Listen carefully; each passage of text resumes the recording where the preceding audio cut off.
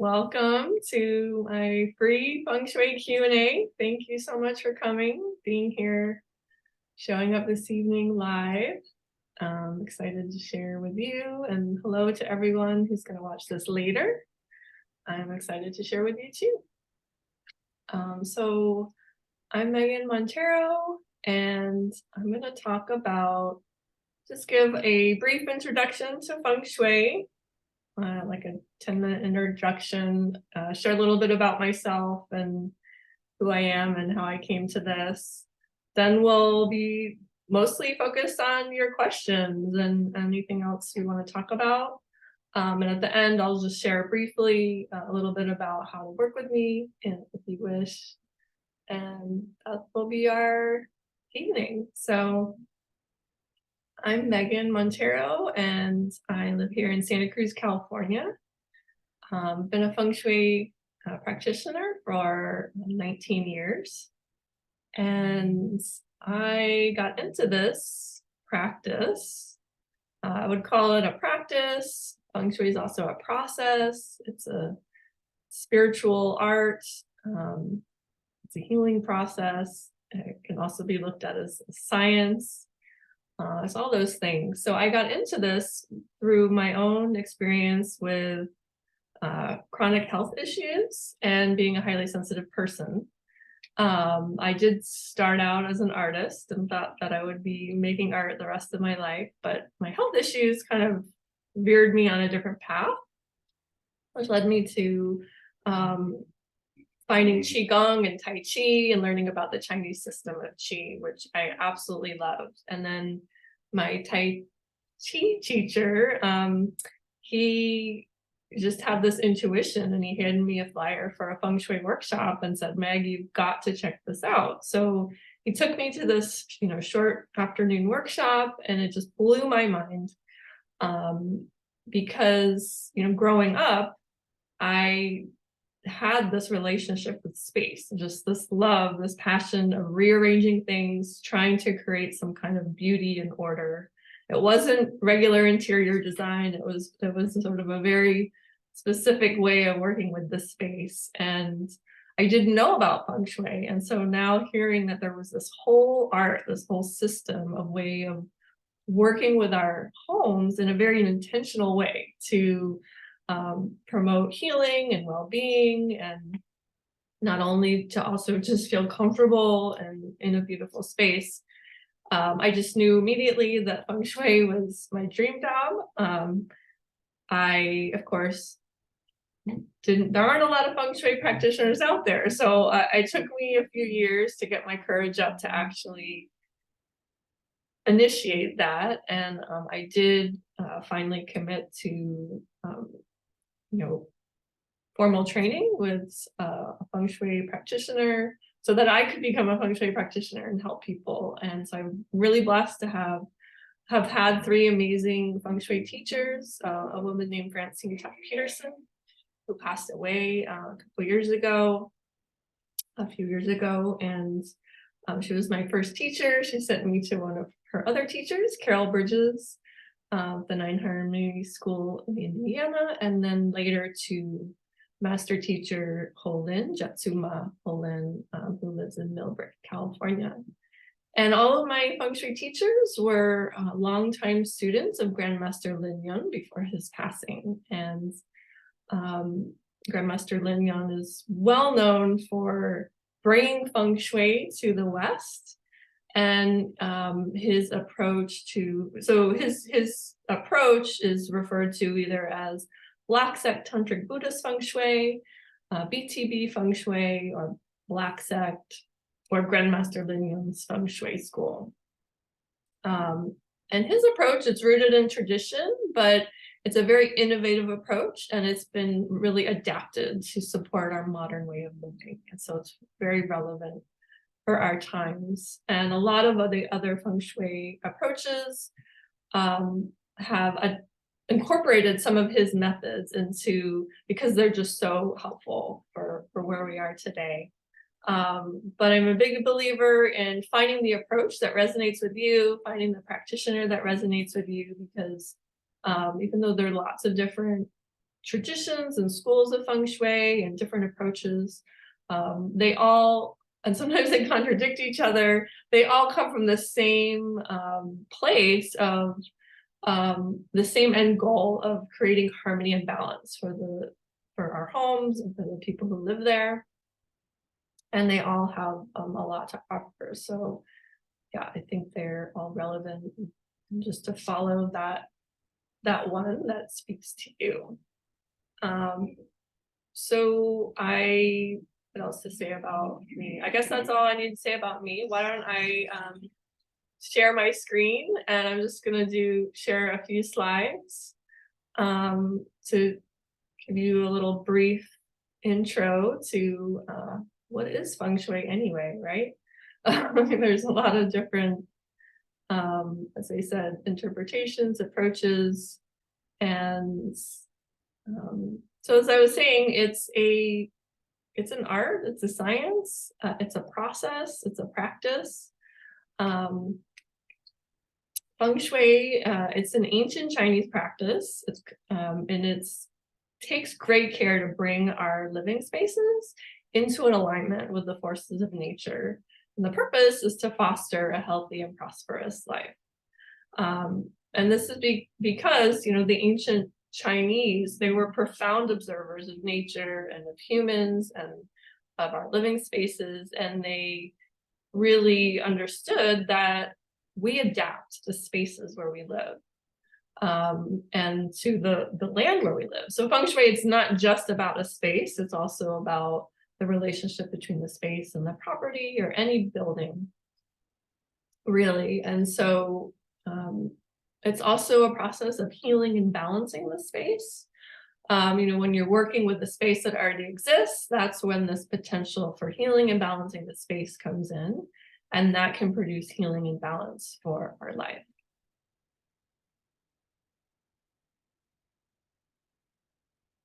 So our modern buildings, they were not designed with Feng Shui in mind or the laws of nature. And they, of course, break all the rules. And that can make us sick. It can drain our finances. It can upset our relationships. So, the buildings themselves, they disrupt this harmony of nature, and this disharmony can interfere the balance in our lives. And Feng Shui is this process of healing our modern spaces. And with the good news is that it's a way to do it without having to move or remodel.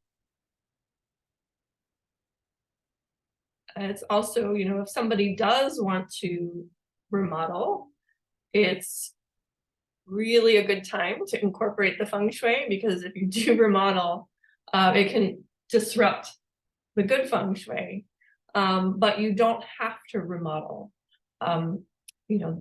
There's a lot of solutions that we can do without having to go that route. So it is a very ancient tradition. It's also called the art of placement. It's approximately 3,000 to 4,000 years old. And as I said already, there's many different schools of Feng Shui, and they take different approaches.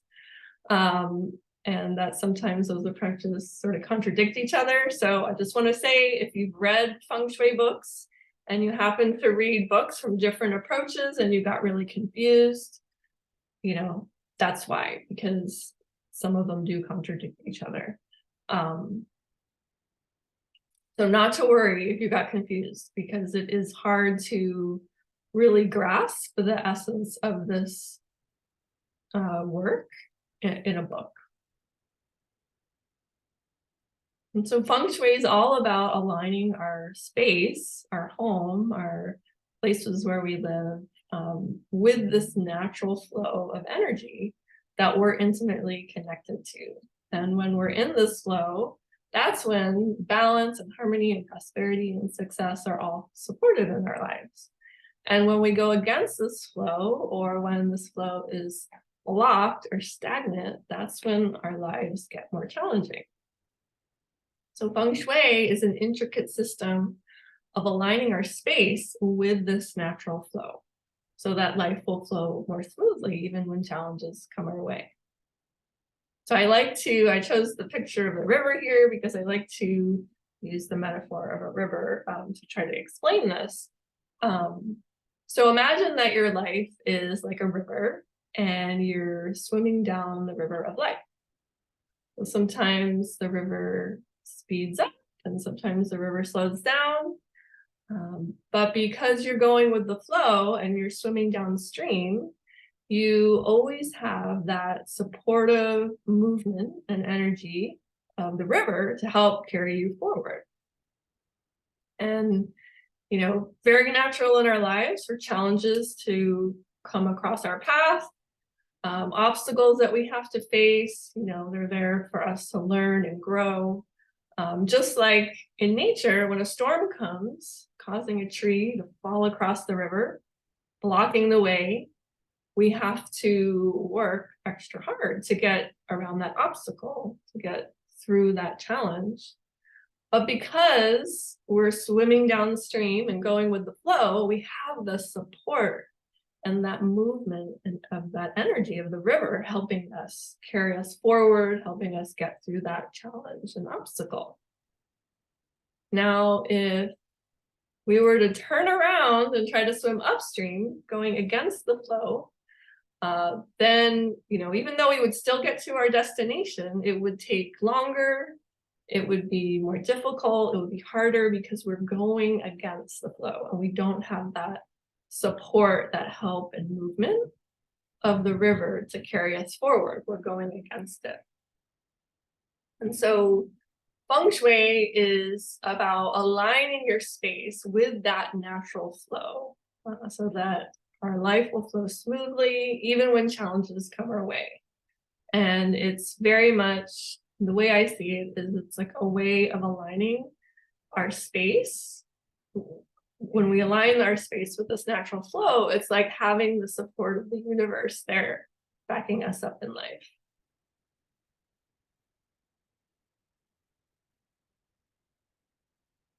And so are you familiar with Chinese medicine or acupuncture? I think I saw a hand from Nan, or maybe that was just for... Yeah, I am. Do you have a question? No, eventually I do, but... Okay, I didn't know if it was a raised hand. Okay, yeah, so we'll definitely do questions. So acupuncture, so Feng Shui is a branch of Chinese medicine. So if you are familiar with acupuncture, I think of Feng Shui is like acupuncture for your home, with the understanding that your home has a big influence on all aspects of your life. And Feng Shui and Chinese medicine or acupuncture, they're both founded on the Chinese concept of qi. And so qi is the life force energy that's inside of us and it's all around us in nature. And Feng Shui is all about creating a healthy flow of qi in our environment, which will in turn create a healthy flow of qi and vitality in our lives. So Feng Shui is all about balancing the qi flow in the space to support the person. So Feng Shui is like acupuncture, but instead of taking the needles out at the end of the acupuncture session, with Feng Shui, we're making subtle adjustments to the space that stay in place. And that's to foster good health, prosperity, life balance, harmony in the space. And the changes, they also make the space feel better, more comfortable, more peaceful, more beautiful. So what are some of the things that we actually do for these, Feng Shui acupuncture needles? There's a whole bunch of different things we can do. Some of it could be anywhere from using things like mirrors, color, plants, wind chimes, art, moving the furniture, decluttering, implementing blessings and rituals. And we're doing all of that to enhance the qi, and it's all doing it in an intentional way with a purpose. So simply hanging a wind chime randomly is not really going to do much, but if you're using it in a particular way for a particular purpose in a particular place with intention, then that can be one of those acupuncture needles that brings harmony. So it is a type of interior design. Some Feng Shui consultants, really pay more emphasis on the design aspect. Myself, I use the design, but of course, because Feng Shui is a type of design, but it more coming from this place of building a spiritual relationship with our house and more of a life growth, personal growth practice. Working to make changes, foster good health and good changes in the person's life. Okay, so it's always good to just make a few mentions about clutter, because that's something that comes up a lot with Feng Shui, or people who are interested in Feng Shui, or what brings them to Feng Shui. So what it comes down to is our living spaces, they need, in order for the qi to flow freely, they need space, right? And so decluttering is the first step to good Feng Shui, because clutter blocks the flow of qi. And so decluttering itself isn't necessarily like a branch of Feng Shui, but because clutter is sort of like a Feng Shui remedy. Sometimes when there's clutter, if I go to somebody's house and that can be sometimes the main issue that's affecting the qi flow in the house. And so oftentimes that will be the first step or a big part of the remedy, because sometimes there are some Feng Shui cures that we might not be appropriate to do until the decluttering happens. And clutter, it creates stagnant qi, it blocks the flow of qi. So that's why it's important. So another important concept in Feng Shui is that our home is a mirror. So Feng Shui is a process of working with that mirror to bring forth the vision that we hold for our life. And there's, a lot of different layers to that. So there's like patterns that are in the space, and the space, the building itself, the placement of the walls, the windows, the doors, just sort of the structure itself is holding a mirror, a pattern of sorts. And when we move into a space, we start to adapt to those patterns. And so some of those Feng Shui cures, they're there to adjust that pattern. But then there's also the layer of placement. What's in the space? How did we arrange it? What do we have hanging on our walls? That's another mirror. And so Feng Shui is a way to work with that mirror that's already there, to work with it intentionally, so that you can create a mirror that reflects your goals, your dreams. And sometimes we might be working on an issue in our life. Maybe it's difficult relationships or longing for a partner, and we can find that, there's all kinds of things in the space that hold this pattern of inharmonious relationships, or staying single and not having partnership, or same with finances. So the space can actually hold us back in these patterns that we might be trying hard in all these other ways to work on. So it's a way to create a positive reflection at home. Where we spend a lot of time at home, and that the home has such a big impact on our life. So that was all I wanted to say for my little intro, because there are many different things we could say about Feng Shui, but I thought for these Q&A calls, it would be good to just at least start with a little something of an intro. But now I would love to hear your questions. If you have any questions about anything I shared so far, or if you have a question about your home, or some burning question about Feng Shui, something that you've been wondering about, feel free to raise your hand either manually, or you can use the reactions button at the bottom of the Zoom, or you're also welcome to tap it in. And so go ahead, Nan. Oh, I think you must be muted. I said I have three, but I don't want to hold up if other people have questions, so I'll just ask the first one. Okay, yeah, we'll do like a round robin so everyone gets a chance. But yeah, start with your first question. Thanks. I know things about Feng Shui because I've read a lot of books, and I intend to take a course and finish it in the medium future. Not near, but not far away, because I agree with all the concepts and they work. At least they have for me. So it's about for a friend who is overwhelmed with life. She has teenage kids.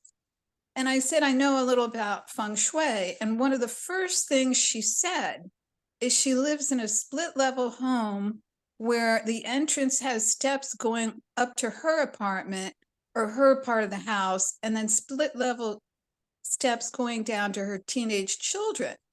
And I just stopped right there because I didn't know what to say, what to do. Like, her life, she's always saying how tired, and she's not confused, but things are piling up. So just what would you say to that? So you go into the house and there's like 2 units, one for her and one for her son. Well, I don't know if they're separate, but there's a staircase which goes up on the left, and then it's it's on the same landing, but then it goes down on the right to her family kids' bedroom. Oh, okay. Yeah, well, it's a little bit hard to say for sure without seeing a picture, but I do sort of get the idea. And so I'll try to answer it in a way too that will sort of give sort of an overview of how Feng Shui sees these things and things like stairs and front doors. So yeah, the entrance to someone's house is like primary. And anytime it's confused, that can create confusion for the chi and make it difficult for the people in their life. So if the chi is like, okay, are we going up? Are we going down? Then it's sort of split. It's not really potentially not nourishing to the level that it should, both spaces. So you know, the front door is like the most important feature of the house. And it's okay to be in an apartment and to, you know, have one entrance outside and one entrance inside, but it's like at some point there's the entrance, and if there's that mouth of, we call it the mouth of chi. So if you think of the building, the dwelling as a body of a being, then that front door is the mouth, and that lets in all the nourishment and the vitality. And if there's any kind of difficulty getting to the front door or confusion, which way do I go? Is it this way? Is it that way? Oh wait, there's 2 doors. Oh wait, you know, half my attention's going down here, half my, you know, that can definitely be problematic for kind of a whole bunch of reasons. So yeah, without seeing a picture, I can't get a clear visual of it, but I hope that was helpful. I think she said after you open the main door, you're immediately faced with the landing, the steps on the left, I think, going up, and the steps on the right going down. Yeah, so then once you come, okay, so yeah, so once you come in, then you're in, but now the chi is a little bit confused and not circulating probably through the house. And also the view that you see when you first walk into the entrance of a house, what you see is like the most important. And so if the vision is split, like if you come in and you're like immediately split, that can cause all kinds of imbalances for the person. So it sounds like there's probably some kind of split vision. And yeah, that that is not the best situation. Because now it's confused, comes in, but now it's confused once you get inside. So the thing with, you know, it is a little bit hard when it's somebody else, right? And yeah, because not everybody is like, sometimes some people, they're so overwhelmed too. It's like even thinking about that, what would I do with that might not be open or ready or aware. She's fairly receptive. She's getting there. One of her Oh, kids good. was in a car accident. I mean, she needs support and anything. Good. Well, I'm glad to hear that she's open. Thank you for that. Is there any simple thing she could do? I don't know. It's almost like I wanted to have, I didn't suggest it, but I was like, hang a good luck charm somewhere immediately. You know, it's really hard without seeing it to you know, to make, Okay. since I don't have a clear vision of what it is, it's hard to make a clear recommendation.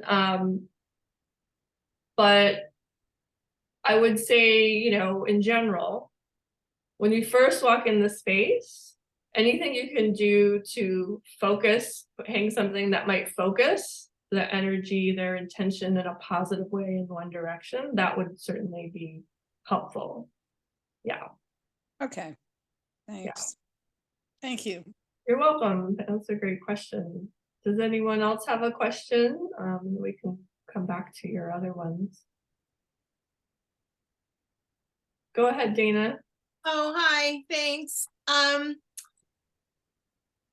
So this kind of was something when after our talk today, our session today, I walked out to my porch and was just kind of looking at, I think moving those little pots is going to be easy. But like my question to you, and you know, you don't have to answer it now, but it seems like maybe you could sort of answer it, is there's the width of the porch, and then once those pots are moved, there's about 3 feet. And then the box, the first planter that's straight in front of that, there's about, I don't know, a foot between the house and where the planter starts. The planters, I remember exactly 2 feet. And then there's another, so the planter itself is blocking about a third, or maybe even a little bit less, but about a third. And I could measure it to find out exactly. But you were talking about having 2 ways for the chi to move. And so between the next planter box is about 2 feet.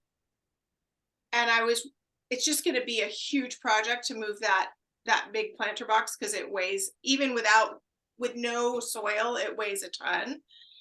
And I'm thinking, well, there is a path between it. So when you're standing on my porch and you're looking forward, there's a little pathway between the thing and the house. And then there's a 2 foot, about a 2 foot path, enough for me to walk and kind of bend down and attend to the plants between the next planter box. And I was wondering, it struck me that maybe that is enough of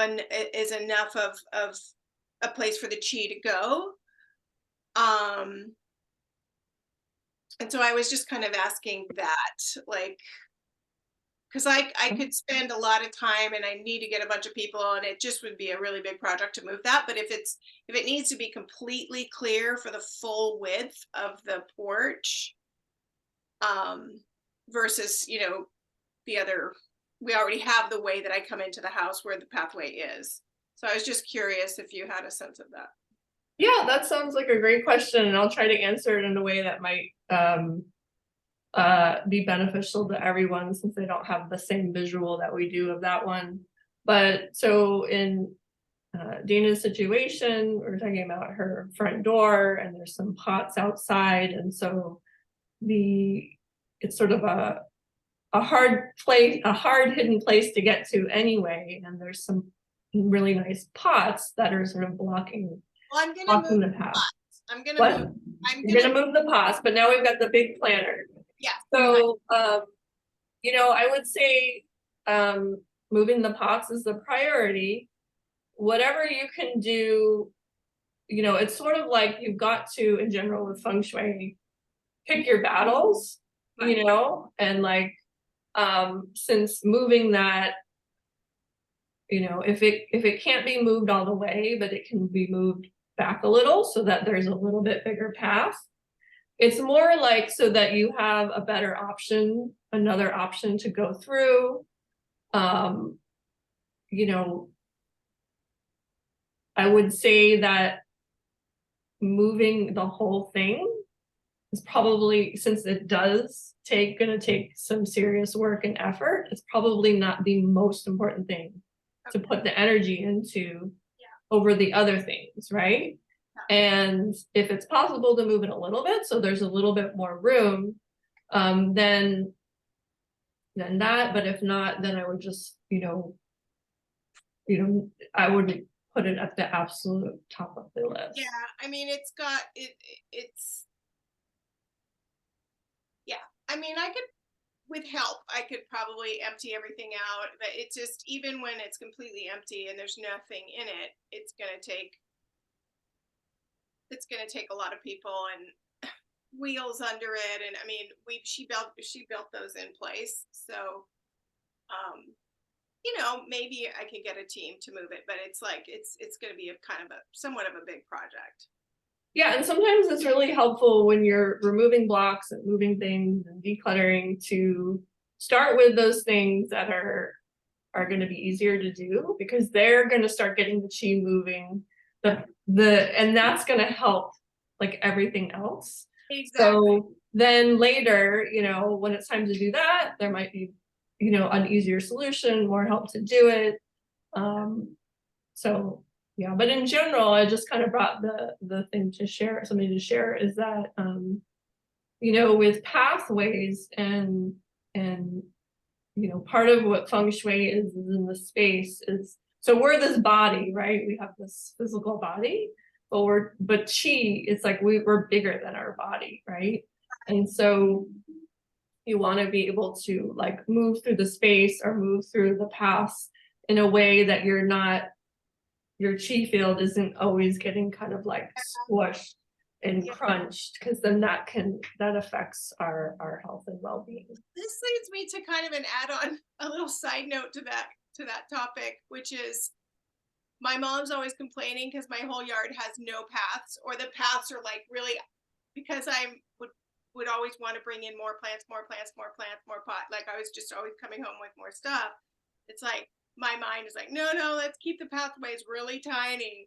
But so it sounds like that's reflective of something in me that's about like, I don't want to have a spacious path because there's not enough. So like a belief system of like, there's not enough for or something like. So is there an aspect of Feng Shui that where people should reflect on that and be learning about the deeper layers about?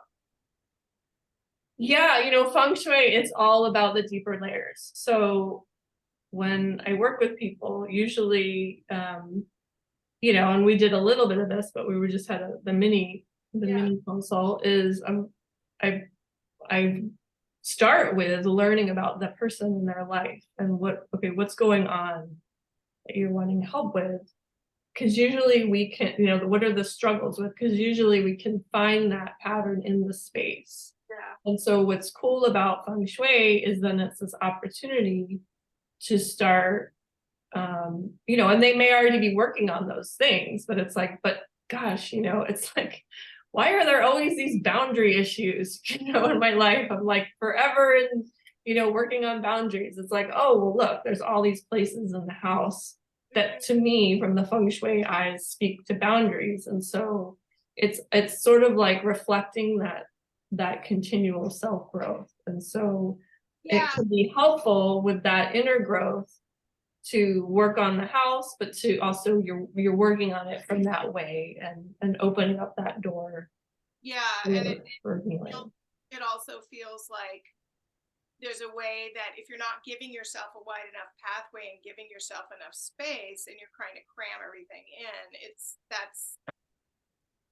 that's also about like giving to yourself space. You know, and I feel like I do that with time, and I do that in so many ways where that creates fatigue if you're trying to keep up and do too much. So it's about the too much and giving space, I feel like. So thank you for that. That's very helpful. Yeah. You're so welcome. That's a great question. Anyone else? Janet, do you have any questions? At least we can go back to you, Dan. No, no questions. I'm just looking to learn. I'm a very much beginner amateur. Thank you for being here. Thank you. Nan, do you want to ask your next question? Yeah, I'm very curious. I'm a massage therapist, so I'm very, very interested in health. You mentioned that you did Feng Shui to improve your health, right? I'm curious what particular things you found valuable. I wouldn't say it was one thing in particular. So when you like Feng Shui the whole space, it's a very holistic process, and pretty much everything we're doing in Feng Shui is about health. You know, whether the person has illness or not, it's like we're looking for those drains, those blocks, and there's so many things about Feng Shui that are about, you know, how is this going to affect the health and well-being of the person. So I had chronic health issues and I was highly sensitive to space and couldn't get comfortable. So I didn't seek it specifically to like cure my illness, but to like have relief in my life and to feel better in myself. And it was, and I'm also an introvert, so like I love to be at home, and it just, you know, it allowed me to really relax and feel more of myself in my home. You know, I would say from a health, like if we look at feng shui from the health lens, I mean, literally there's so many things about health, but one of them in particular, you know, the bedroom is the most important room in the house. And the bed is the most important piece of furniture. So because, as you know, I'm sure being a massage practitioner, like, you know, we need that sleep, that restorative sleep to nourish our health and our well-being. And you know, there's so many things about sleep, you know, that affect our health and our life. So feng shui is like, okay, the places where we spend the most time affect us the most. And so your house is going to affect you more than your office. You know, your bedroom, because you sleep there, is going to affect you more than the other rooms. So, and then the bed is considered the most important piece of furniture. So, just like,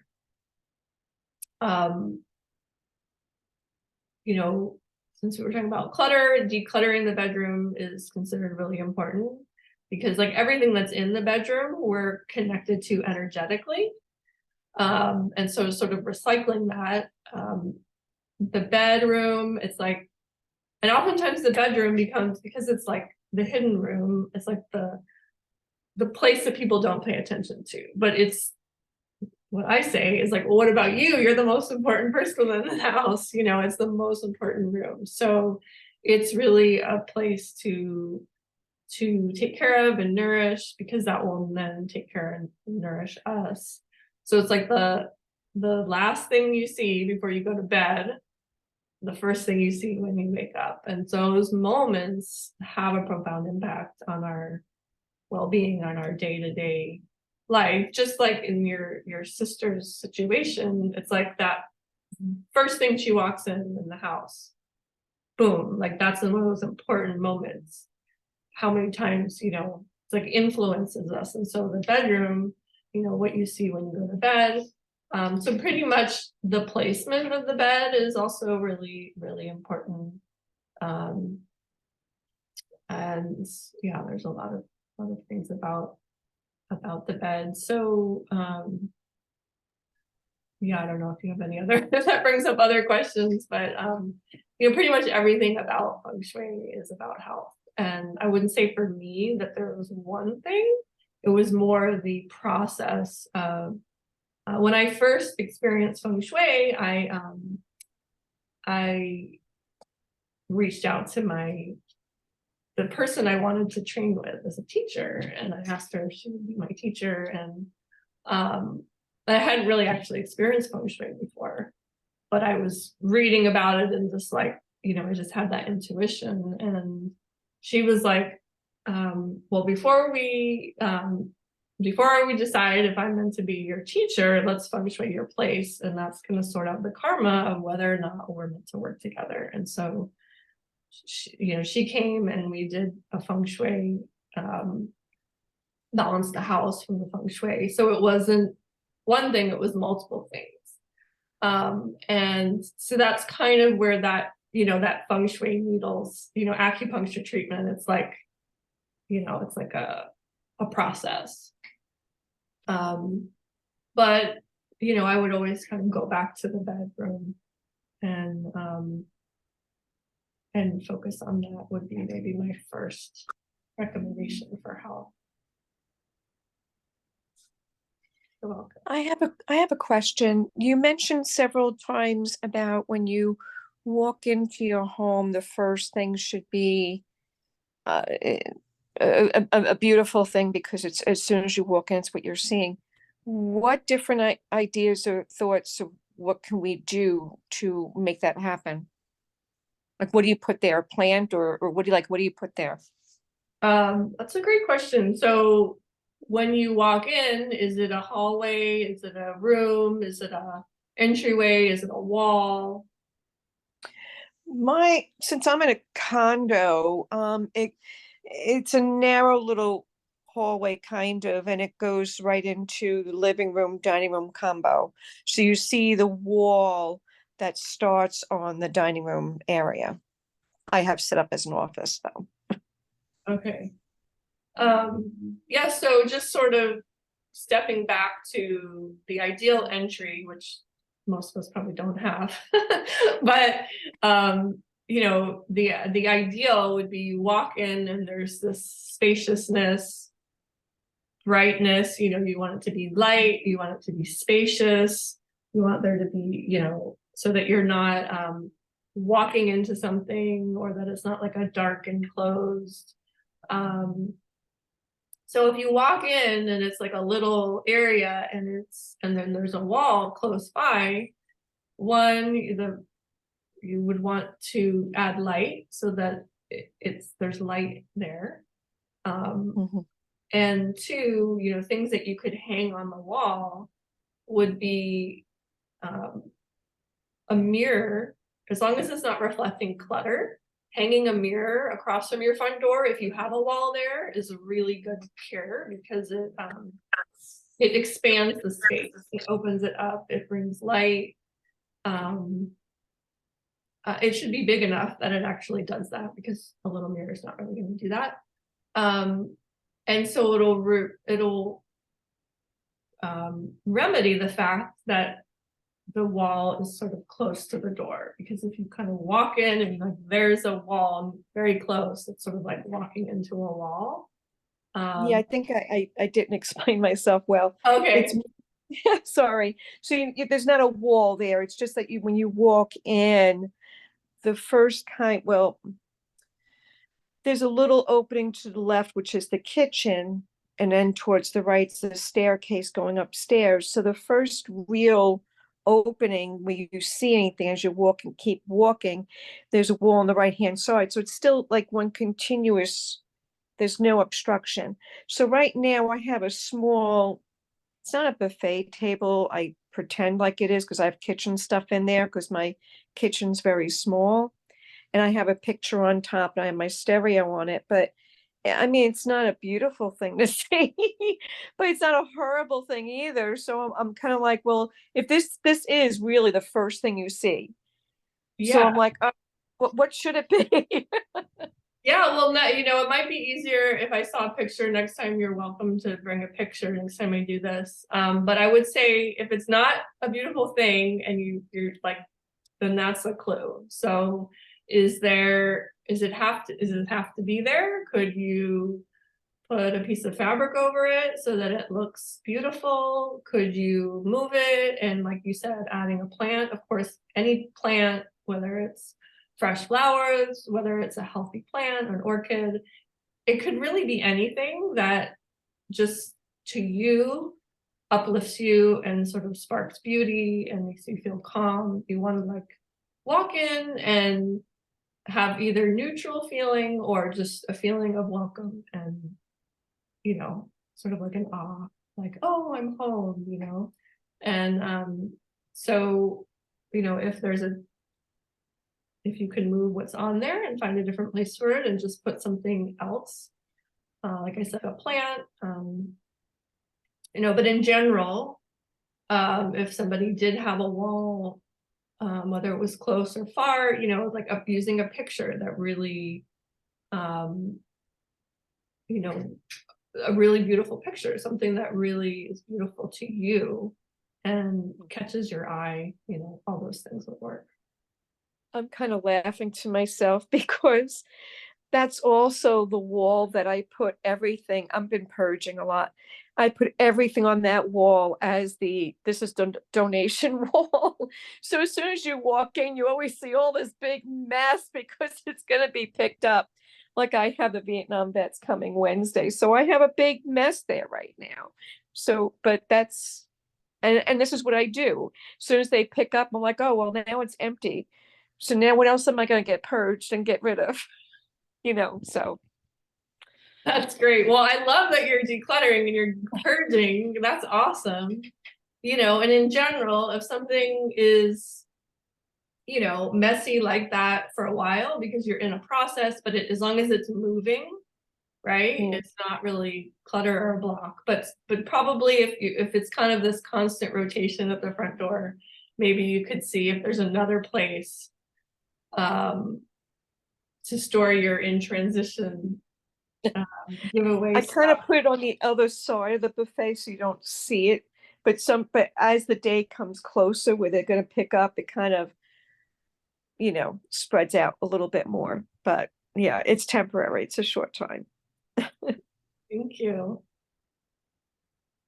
Yeah, so I think we have time for one more question.